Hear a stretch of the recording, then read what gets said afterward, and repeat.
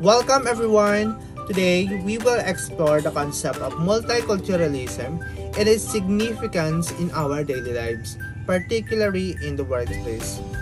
As the world becomes more interconnected, workplaces are becoming increasingly diverse, bringing together people from various cultural backgrounds, beliefs, and traditions. So, in this presentation, we will cover key aspects of multiculturalism, including first is culturalism, how culture shape our identity and interaction. Next is cultural diversity in the workplace, the benefits and challenges of working in a diverse environment. Next is nature versus nurture, understanding the role of genetics and upbringing in shaping cultural perspectives. Next is cultural baggage, how our past experiences the biases influence our worldview. And the last one is learning to be multicultural, practical ways to embrace and navigate cultural differences. So, by the end of this discussion, we aim to foster a deeper appreciation for multiculturalism and learn how to create inclusive and harmonious workplace. So let's get started. Multiculturalism. This refers to the coexistence of diverse cultures within a society. So in the context of tourism, it highlights the importance of understanding and respecting different cultures when traveling or working in the tourism industry. So it means that different cultures exist together in the same place. It is like how people from different backgrounds, tradition, and beliefs lives work and interact with one another. So in tourism, multiculturalism is important because travelers visit places with cultures different from their own. To be respectful, we should understand and appreciate these differences. So for example, you are going to visit Japan, where bowing is common greeting. If you are used to shaking hands, you might feel awkward, but learning about their culture helps you show respect. Similarly, in the tourism industry, working should understand different customs to make travelers feel welcome. Cultural diversity in the workplace.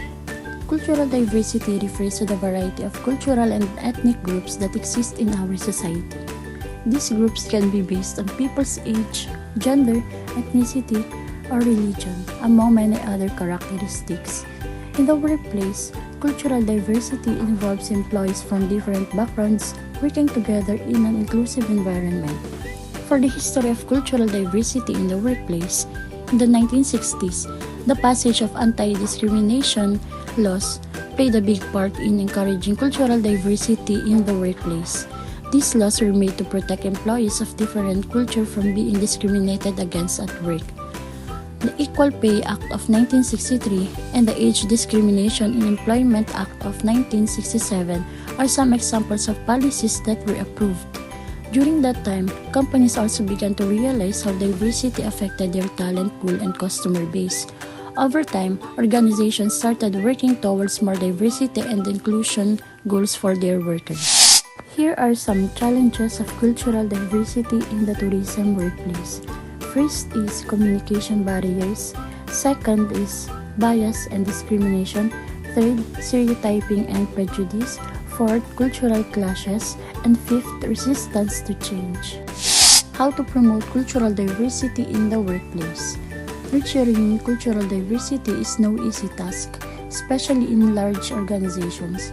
To be effective, your advocacy needs to reach and influence multiple employees levels, departments, and teams. There are several steps you can take to make your workplace a more inclusive one. First is encourage the expression of opinions and beliefs. One of the best ways to promote cultural diversity is to make your workspace a safe place for all. Employees should feel free to express their beliefs, opinions, and concern without fear of discrimination. Second is respect cultural traditions and celebrations. Show support and sensitivity to your employees, cultural practices, needs, and experiences.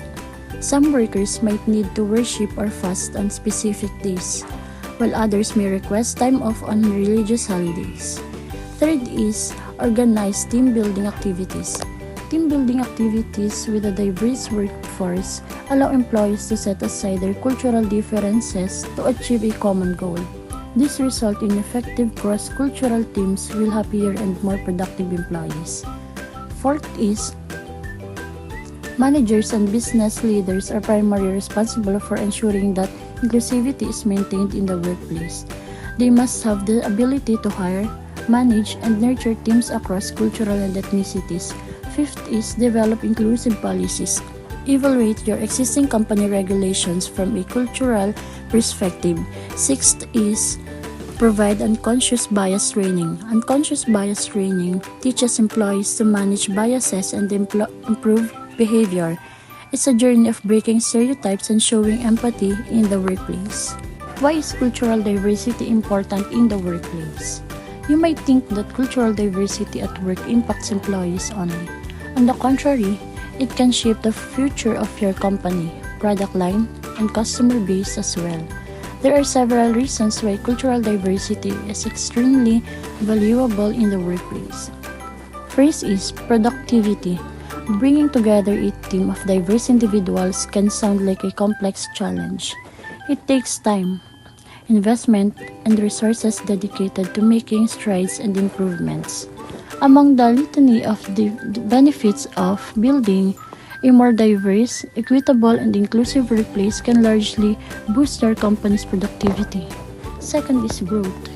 Cultural diversity also broadens your company's network locally and overseas. If you open your doors to workplace diversity, your contacts and connections in the business world will grow too. Third is there's no limit to creativity in the cultural diverse workplace. Research shows that an exposure to a cultural diverse workplace enhances a person's creativity. Fresh ideas, new perspectives, improved products, and upgrade services are often the result of diverse and brilliant minds coming together. Fourth is recruitment. Cultural diversity opens up your talent pool to global job market. Keep this in mind if you want to attract the best talent and expertise to your organization. Fifth is retention. Promoting cultural diversity makes workers feel free, uniqueness, and celebrated, not just tolerated. A study from Deloitte discovered that inclusive working environment led to higher retention rates. Examples of cultural diversity in the workplace. There are some organizations that have done well in promoting diversity at work. First is Cisco. Over the years, Cisco has received countless awards for its commitment to diversity and inclusion. This company has its own employer resource groups or ERGs composed of multicultural, multinational, and multigenerational professionals. Second is Adobe. Adobe is also an advocate for workplace accessibility, fair compensation, and equal opportunities for different cultural groups. The company's Adobe for All movement strives to promote fairness within the workplace. It helps companies make diversity a priority, which can lead to greater relationships with people from different backgrounds. Nature versus nurture refers to the debate about whether a person's openness to different cultures is more influenced by their inherent biological predispositions or the nature, or by their upbringing, social environment, and experiences or the nurture, which shape their cultural understanding and behavior when interacting with diverse tourists. This debate examines whether our attitudes towards diversity or how we accept diversity are primarily determined by our genetics and predispositions or shaped by our experiences, cultural norms, and social interaction. So nature, these are the inherent biological aspects that a person is born with or develops due to their genetic makeup and biological processes, such as physical characteristics, personality, and intelligence. While nurture, these are the external influences that shape a person's development and upbringing. Next is the interplay between nature versus nurture. The debate over nature versus nurture has evolved significantly. Early theorists often favored one sided over the other, but contemporary research acknowledges a complex interplay between nature and nurture. First is the epigenetics. This refers to heritable changes in gene expression that occur without changes to the DNA sequence itself. This emerging field studies how environment factors can influence gene expression without altering DNA sequence itself, demonstrating that nature can affect nurture. Next is the twin studies, are a powerful research design used to explore the contributions of genetics and environment to various traits and diseases. Research involving identical twins raised apart has shown that while genetics play a significant role in traits like personality, the environmental factors also significantly influence the development. Nature or biological factors. First is the genetic predispositions. So, genetic predisposition is the increased likelihood of developing a particular physical trait like eye color, hair color, or the certain physical diseases like diabetes, heart diseases, or mental conditions like depression, anxiety, or schizophrenia, based on an individual's genetic makeup. But this doesn't guarantee that the trait or condition will manifest, but it does increase the probability. And then under nature is the cognitive abilities. This encompasses the mental processes that allow individuals to think, learn, remember, and solve problems, which is essential for navigating our daily life. And then under nurture are the environmental factors. First is the family upbringing. Family upbringing like parenting styles, environment, values, and relationships within a family that influences child development. So parenting styles like authoritarian or the strict or controlling, and then neglectful or the uninvolved type of parenting, and the authoritative, which is the warm and responsive type of parenting styles. This can impact a child's self-esteem, social skills, and academic achievement. Next is the education and travel experiences. These play a significant role in the nurturing aspect of the human development, influencing personal growth, social skills, and cultural understanding.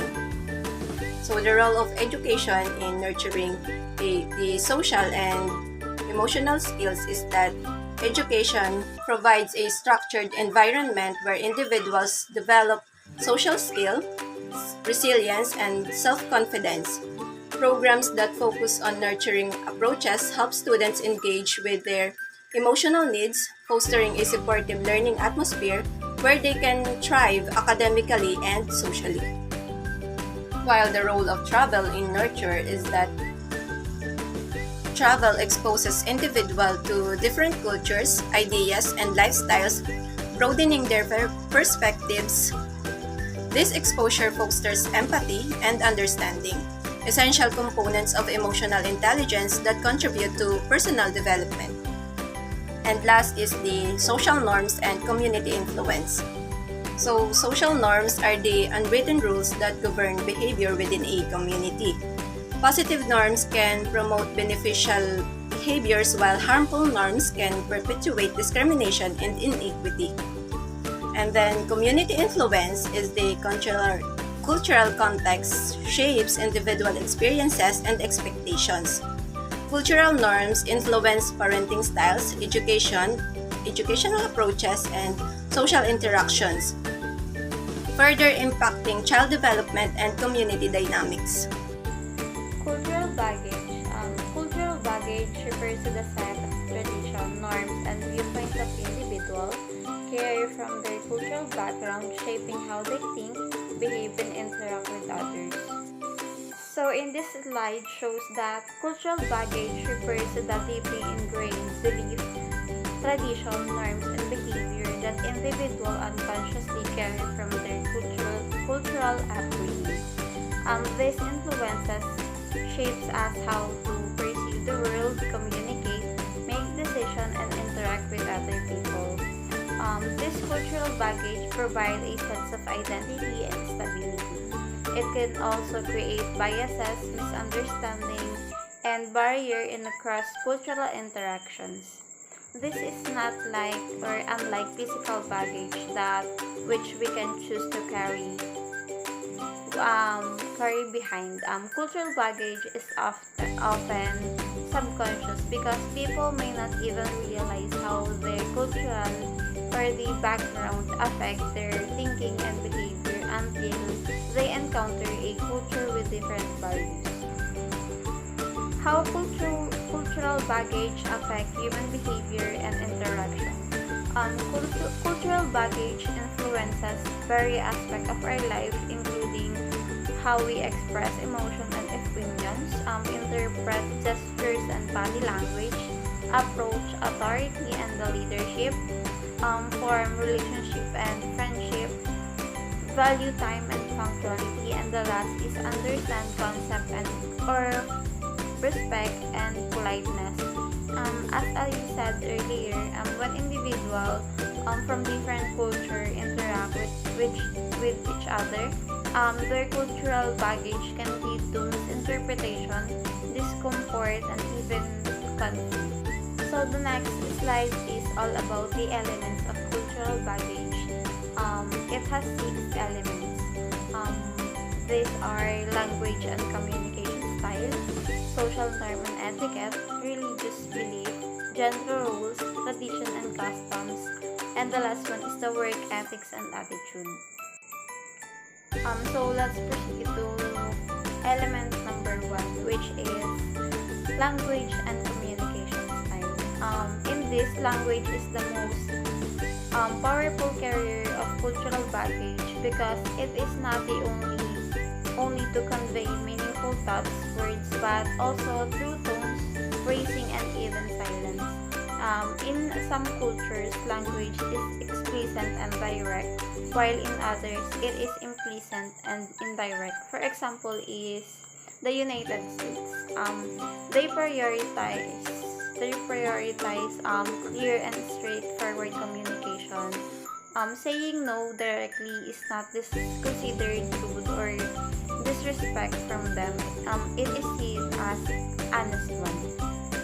The second one is the social norms and etiquette. So in this, social norm define what is considered polite, rude, acceptable or unacceptable within a culture. So these norms regarding greeting, personal space, gestures, and table manner differ across cultures. These norms are often unconscious, and when they are violated, people may feel discomfort or offense without fully understand why it is happening. The third one is the religious belief. So in this, religious value shapes moral principle, lifestyle choices, and social behavior. We as people, we are often view the religious custom as universal truths which can lead to cultural misunderstanding.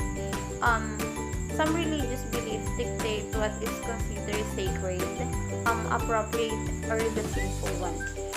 This belief affect our attitude towards dress codes, diet, holidays, and even business ethics. When people from different religions or the background interaction, they may unknowingly offend each other by failing to recognize these differences. The fourth one is the gender role. This culture have different expectations according to or regarding the role of behavior and responsibilities of men and women. Some culture have tradition gender roles where men are expected to be the providers, while the female or the women are expected to be the caretaker. Other have progressive gender roles where both genders are shared responsibilities equally.